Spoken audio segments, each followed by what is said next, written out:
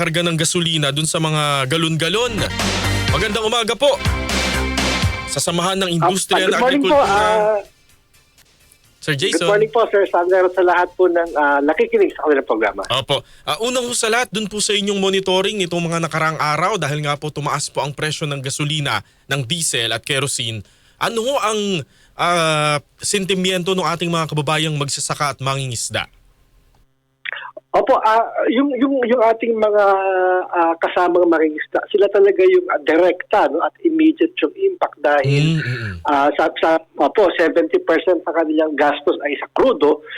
So yung tinaas po talaga na 25 pesos per liter sa diesel, ang katumbas po niyan ay 500 pesos nadagdag sa kanilang konsumo sa krudo. Kaya ilang araw na nilang sinasalo yung 500 pesos na dagdag. Kaya kahapon po sabi nga natin ay dapat pabilisin yung sinasabing ayuda. Kung sila ay mag-usap pa after 1 week, 2 weeks pa ibibigay, baka po wala na nga mangisda by that time kasi talagang sobrang na po ang ikalulugi ng ating mga mangingisda. So 500 pesos per day ang lugi ng mga mangingisda.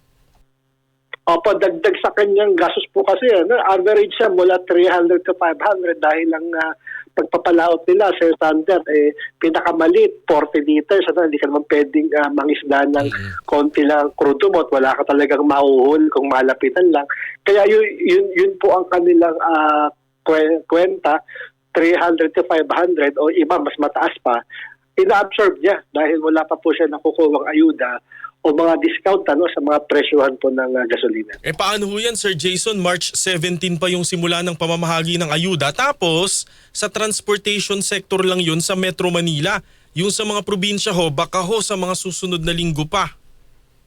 O kaya nga po ang panawagan natin, pabilisin. At yung sinasabing 3,000, ang sabi nga ng ating mga kasamang mangingisda, yung 3,000 wala pang isang linggo kung yan ay yung para sa dagdag na presyo ng krudo. At ang balita natin ngayon, next week baka dumagdag pa ng between 10 to 15 pesos yung presyohan sa diesel. Kaya talagang kung 2 weeks po, mahihirapan ng ating mga mangingisda. And even yung farmers kasi marami po sa ating farmers nag-aani ngayon, kailangan ng krudo sa kanilang mga thresher, sa kanilang mga pagkapagapas. At yung iba naman, naghahanda na rin sa bukid. So kailangan niya ng water pump na krudo rin ang ginagamit at mga traktora. Kaya po, talagang hindi uubra na i-delay pa. Otherwise, kahit po yung ating food production ay magiging malaking epekto. Opo, nabanggit niyo po yung food production. Ibig sabihin ho, sa mga susunod na linggo, kami ho ba ay maghahanda dahil tataas po ang presyo ng mga agricultural products?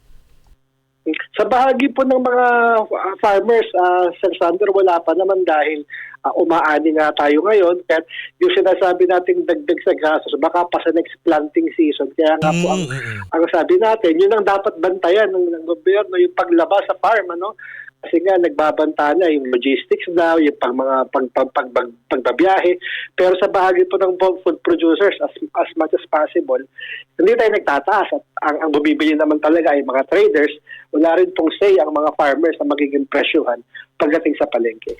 Opo, Sir Jason, may mga nababasa ho kami sa social media ng mga farmer at mga mangingisda na hindi raw po sila pinagbibigyan bumili ng gasolina o diesel dun po sa mga galon-galon. Parang ang sabi ho ng mga post, alangan namang dali namin yung treasure dito sa gasolinahan ninyo.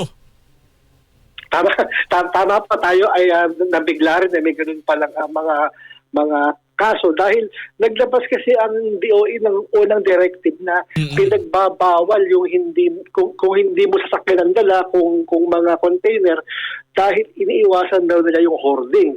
Pero ang sabi natin, sabi nyo nga, hindi naman pwedeng dali ng mga magsasaka yung kanilang mga irrigation pump o yung mangingisda, dali ng bangka. Ganun sila kung mamili.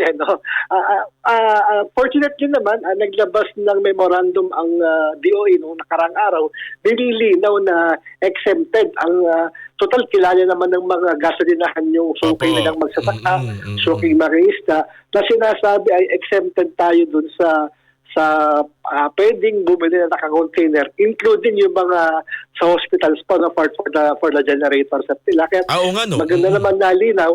Hopefully lahat ay mag-comply.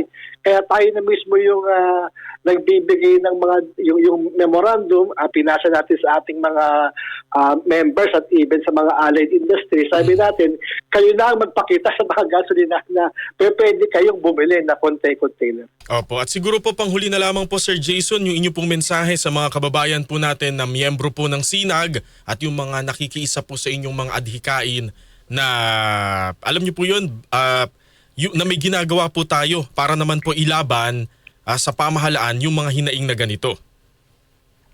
Opo, Sir Sander, salamat sa pagkakataon. Tayo naman po, kausap naman natin ang DA at ang ating mga mambabatas.